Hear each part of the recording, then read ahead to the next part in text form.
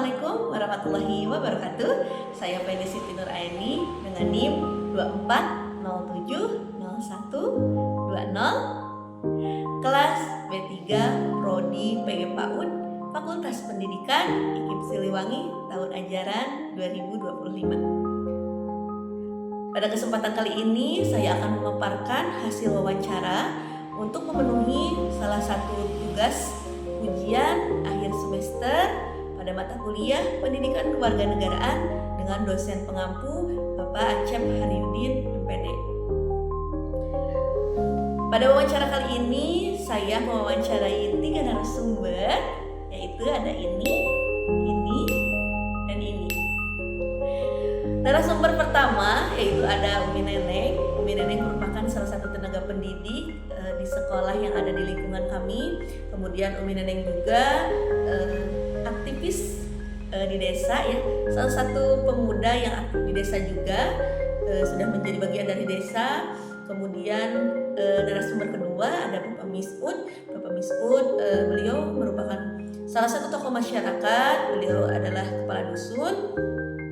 Kemudian narasumber ketiga ada Ibu Nisa Hoirunisa, beliau adalah Ibu PKK. Kemudian beliau menjadi ketua Pokja Posyandu dan beliau juga menjadi bagian dari desa. Pada kesempatan kali ini saya akan mencoba merangkum hasil wawancara dari ketiga narasumber tersebut dengan pertanyaan-pertanyaan yang sudah disediakan. Kemudian saya juga akan gali permasalahan yang ada di lingkungan kami. Untuk permasalahan pertama, saya tanya tentang kesenjangan sosial. Nah, menurut Umi Neneng dan Pak Misud, kesenjangan sosial di lingkungan kami sebetulnya tidak ada. Nah, tetapi menurut Ibu Nisa Hoirunisa bahwasanya di lingkungan kami itu ada kesenjangan sosial, walaupun ini tidak menjadi permasalahan yang besar, tetapi ini tetap menjadi topik perbincangan yang hangat. Nah, kesenjangan sosial yang dialami oleh Ibu Nisa Hoirunisa dan mungkin masyarakat lainnya itu tentang di bidang pendidikan. Mengapa? Karena memang di lingkungan kami itu ada beberapa sekolah, diantaranya sekolah negeri dan sekolah swasta. Nah, menjadi kesenjangan sosial ketika orang tua yang menyekolahkan di negeri itu selalu merasa minder gitu ya, selalu merasa minder dan membanding-bandingkan anaknya seperti itu. Itu tidak menjadi masalah besar, tetapi itu selalu menjadi topik perbincangan yang hangat gitu. Tetapi ini masih bisa diatasi, masih bisa dijembatani dan masih bisa didiskusikan sehingga tidak menjadi masalah yang besar seperti itu. Nah, itu mungkin di permasalahan kesenjangan sosial di wilayah kami atau di lingkungan kami itu di bidang pendidikan, karena memang sekolahnya berdekatan juga ya. Nah, jadi orang tua merasa minder. Nah, itu kalau itu sebenarnya kembali lagi ke pribadi masing-masing ya. Itu kan masing-masing juga ya, anaknya mau disekolahkan di mana, terus hasilnya bagaimana gitu. Nah, itu bisa diserahkan kembali dan semua orang legowo bisa menerima kenyataannya seperti itu. Nah, kedua ada permasalahan di kebijakan pemerintah. Nah, ini di 3 narasumber rata-rata itu permasalahan kebijakan pemerintah itu sama rata-rata di program pemerintah yang tidak berjalan di masyarakatnya sendiri ya. Salah satunya ada program Jumsi ya. Itu Jumsi sebetulnya itu ada di desa, tapi kenapa di lingkungan sekitar tidak dilaksanakan? Nah, alasan pertama dari Umi Neneng ini katanya menjadi permasalahan karena memang mungkin pihak berwenang itu tidak menggembor-gemborkan lagi, kurang menggembor-gemborkan, atau memang kitanya yang terlalu nyaman gitu ya menjadi individualisme gitu. Nah, itu ya dari Umi Neneng katanya ini permasalahan yang memang ada juga gitu ya tentang kebijakan pemerintah. Kemudian jawabannya dari Pak Dusun tentang program ini, tentang kebijakan pemerintah, tentang program Jumsi itu kenapa tidak terrealisasi di kita, karena memang di kita itu banyak ibu-ibu pekerja dan bapak-bapak juga kan sama kerja. Ketika dilaksanakannya di hari Jumat, jadi ini tidak ada yang keluar rumah gitu, karena memang banyak yang bekerja seperti itu. Nah, kalau menurut Ibu Nisa Hoirunisa mungkin pendapatnya banyak ibu-ibu ibu yang kalau pagi-pagi itu biasanya mengantar ke sekolah gitu ya, dan sama juga jawabannya seperti Pak Dusun, katanya mungkin banyak juga ibu-ibu pekerja karena memang kan di wilayah kita itu memang wilayah industri, jadi kebanyakan ibu-ibunya itu sebagian kecil yang menjadi ibu rumah tangga, tetapi yang lainnya sebagian besarnya itu menjadi pekerja di pabrik seperti itu. Nah, jadi ketika ada program seperti itu sehingga tidak terrealisasi karena kalau misalkan di hari Jumat pagi itu orang-orangnya memang tidak ada. Nah, itu ya alasan-alasannya itu dari kebijakan pemerintah. Kemudian di Purwakarta sendiri kemarin baru turun kebijakannya itu tentang ngosrek. Nah, kalau saya pendidik itu turun ke sekolah itu tentang ngosrek, yaitu ngosrek WC di sekolahnya masing-masing.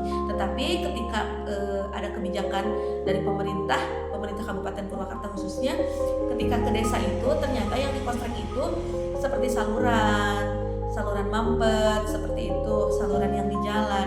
Nah, menurut Pak Dusun di lingkungan kita itu belum terrealisasi ngosrek karena memang belum ada arahan dari desa ataupun kecamatan untuk melakukan ngosrek di sekitar kita, karena di sekitar kita itu jarang ada selokan-selokan yang mampet seperti itu. Jadi sekarang masih disebar di desa-desa tetangga untuk program ngosrek ini. Nah, seperti itu.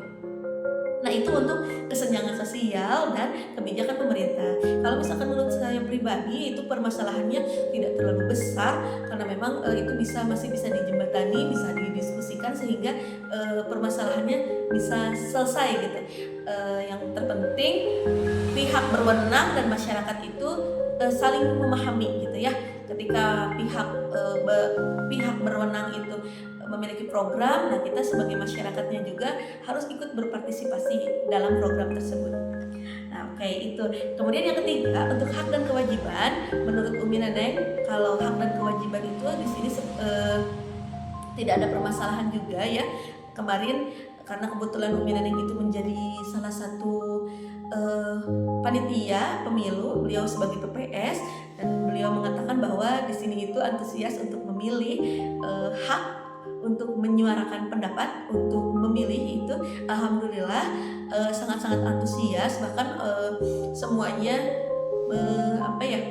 meluangkan waktu untuk memilih presiden, apalagi ya bahkan yang bupati gubernur juga itu alhamdulillah orang-orangnya antusias seperti itu. Kemudian ketika Pak Dusun berbicara tentang hak dan kewajiban, nah yang dibahas itu adalah bantuan hak yang menerima bantuan dari pemerintah. Dan alhamdulillah ternyata di sini menurut Pak Dusun itu tidak ada nepotisme ya, tidak ada siapa yang kenal maka dapat bantuan, tidak ada, tapi ini bagaimana caranya sampai kepada yang berhak mendapatkannya seperti itu. Nah, kalau Indonesia tentang hak dan kewajiban, beliau membahas tentang hak masyarakat mendapatkan fasilitas kesehatan, karena memang kan beliau ranahnya di Posyandu, jadi beliau menyinggung tentang hak dan kewajiban masyarakat itu haknya mendapatkan fasilitas kesehatan, yaitu salah satunya di Posyandu. Dan alhamdulillah warga kita itu antusias juga untuk ke Posyandu ya, masih rajin alhamdulillah setiap bulannya, katanya seperti itu. Nah, itu untuk hak dan kewajiban warga negara di sini.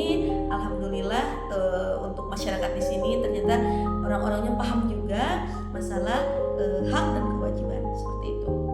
Nah, untuk demokrasi, alhamdulillah demokrasi di sini juga orang-orang antusias ya, yang kalau kita pemilu juga alhamdulillah tadi sudah dibahas di awal ya, untuk pemilu alhamdulillah orang-orangnya antusias seperti itu. Nah, sebetulnya kalau misalkan di sini tidak ada permasalahan yang sangat besar ya terkait kesenjangan sosial, kebijakan pemerintah, hak dan kewajiban, demokrasi juga. Tetapi di sini lagi booming katanya ya, lagi viral itu tentang keamanan di wilayah sini, tentang keamanan karena memang beberapa pekan belakang itu ada terjadinya begal seperti di sini ya, begal, tetapi itu pelaku memang bukan orang sini hanya menjadi incaran karena memang di sini banyak perum ya, banyak perumahan, jadi yang diincar itu orang-orang perumahan seperti itu. Nah, tapi kenapa yang menjadi permasalahannya, karena itu terjadinya di desa kita. Tapi alhamdulillah kata Pak Dusun itu sudah diselesaikan, sudah ketemu juga pelakunya dan itu sudah clear masalahnya. Nah, kemudian dari program Jabar kemarin anak sekolahan jam 9 sudah di rumahnya masing-masing, tidak ada yang keluyuran. Nah, terus Purwakarta sendiri itu ada jadwalnya ya untuk setiap guru laki-laki itu patroli. Nah, tapi satu waktu masih di desa kami, di wilayah kami, jam 2 dini hari masih ada anak sekolah yang keluyuran. Nah, itu kan menjadi apa ya? Itu menjadi permasalahan ya, problematik yang memang di kebijakan pemerintah yang dilanggar seperti itu. Tapi itu juga sudah diselesaikan. Nah, ini dari keamanan ini kuncinya ada di apa ya? Di minimal itu ada siskamling gitu. Nah, ketika menurut Ibu Nisa Hoironisa, ketika siskamlingnya jalan, maka keamanannya itu memang baik-baik saja gitu. Nah, jadi kalau misalkan di wilayah kami itu ditarik ulur sejarahnya dari dulu seperti itu. Ketika siskamlingnya redup, maka terjadilah seperti itu, seperti begal atau tawuran seperti itu. Tetapi ketika siskamlingnya bagus, nah tidak ada seperti itu ya. Nah, jadi mungkin pihak berwenang lebih menggembor-gemborkan lagi kepada para bapak-bapak khususnya yang ada di lingkungan sini untuk adakan siskamling atau ronda malam seperti itu agar wilayah kita itu keadaannya tenang gitu ya, aman gitu.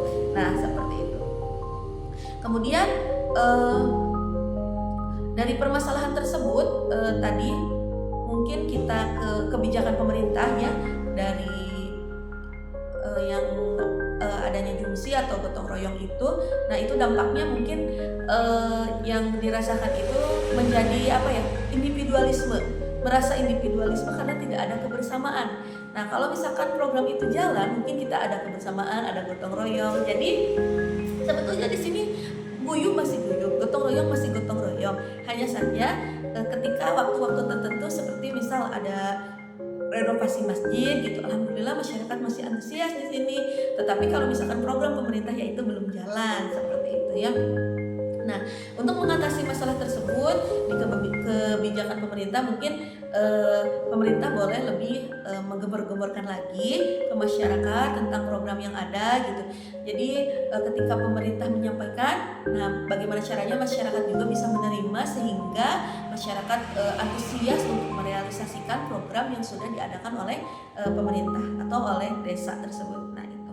Nah, kemudian apakah ada program yang membentuk karakter di desa kami? Ya, jawabannya ada.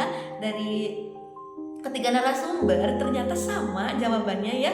Nah, katanya PHBN, PHBI menurut ketiga narasumber itu bisa membentuk karakter warga ya.